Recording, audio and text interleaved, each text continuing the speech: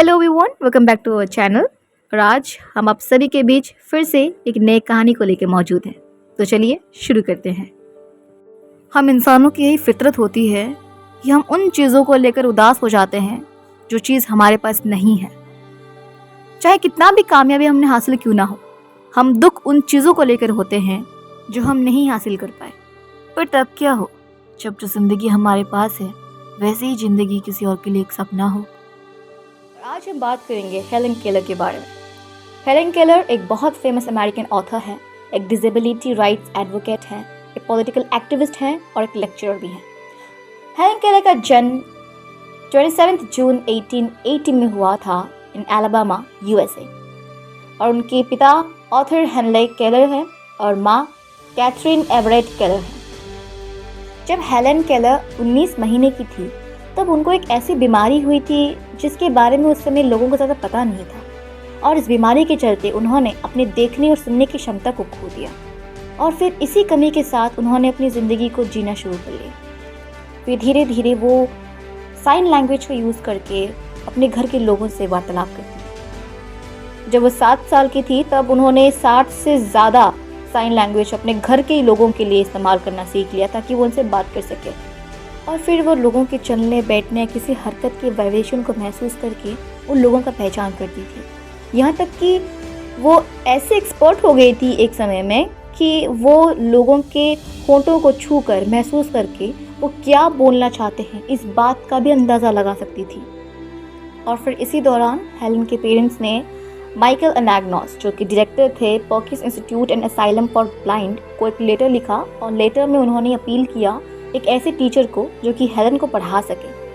और फिर लेटर का उत्तर देते हुए माइकल अनाग्नोस ने भी ये बोला कि हमारे पास एक ऐसी यंग टीचर है जो शायद आपकी बेटी को अच्छे से पढ़ा सकती है। फिर उसी लेटर में उन्होंने एन सुलिवन का जिक्र किया, जो कि आगे जाकर हेलन के लिए एक फरिश्ता और एक लाइफ लॉन्ग कंपेनियन बनने वाली थी। और फिर उसी साल मार्च महीने को एन सुलिवन हेलन के घर आती है। पहली दफ़ा जब एन सुलिवन उनके घर आती हैं तब वो हेलन के लिए एक प्रेजेंट लेकर आती है और प्रेजेंट में उन्हें एक डॉल गिफ्ट करती है। फिर वो हेलन की हथेलियों पर, उनके पाम पर डॉल की स्पेलिंग लिखती है, DOLL।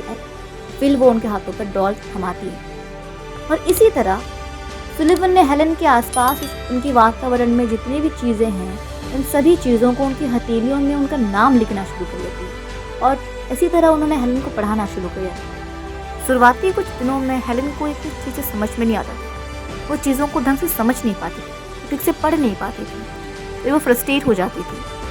पर समय के साथ साथ धीरे धीरे वो पढ़ना लिखना शुरू कर लेती थी। वो चीज़ों को समझने लग गई थी, यहाँ तक कि वो अपने आसपास की चीज़ों को महसूस करके चीज़ों का नाम भी बता सकती थी। और फिर इसी तरह हेलन ने पढ़ना शुरू कर लिया।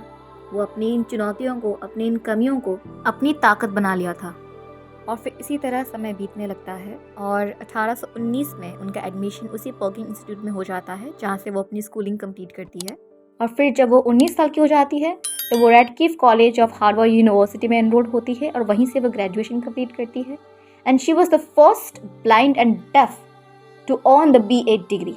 वह पहली बहरी और अंधी ऐसी छात्र बनी जिनके पास BA की डिग्री थी। 1930 में हेलन केलर एक बुक लिखती है जिसका शीर्षक है the story of my life. Helen उन किताबों के पन्नों के बीच अपनी पूरी ज़िंदगी को बड़ी सुंदरता से व्याख्या करती है। और उसी किताब को आधार बनाकर 1962 में एक मूवी बनती है जिसका नाम है द मिरेकल वॉकर। और अपनी lifelong companion Anne Sullivan पे भी किताब लिखती हैं जिसका नाम है द टीचर। और ऐसे ही उन्होंने अपनी ज़िंदगी में 12 से 14 किताबें लिखी हैं।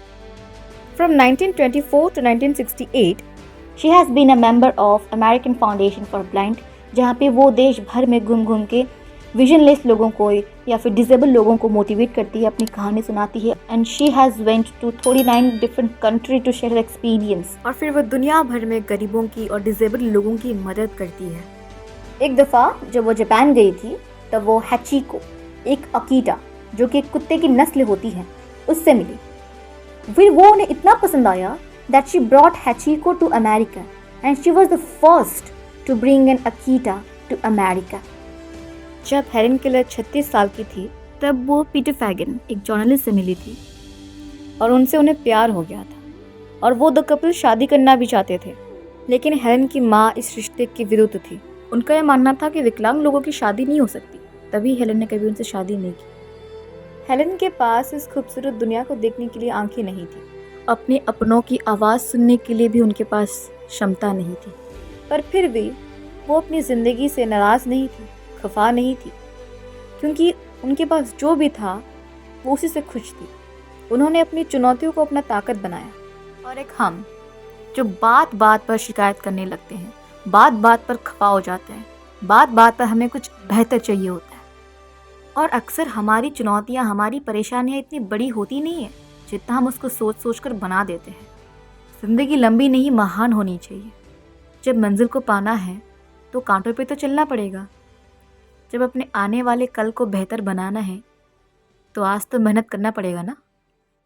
और आप अगर अभी तक इस वीडियो में हमारे साथ बने रहे हैं तो इस वीडियो को शेयर करिए, अच्छी लगी तो लाइक करिए, हमारे चैनल को सब्सक्राइब करिए और मिलते हैं आपसे एक दूसरी मोटिवेशनल स्टोरी के साथ। तब तक के लिए स्टे मोटिवेटेड।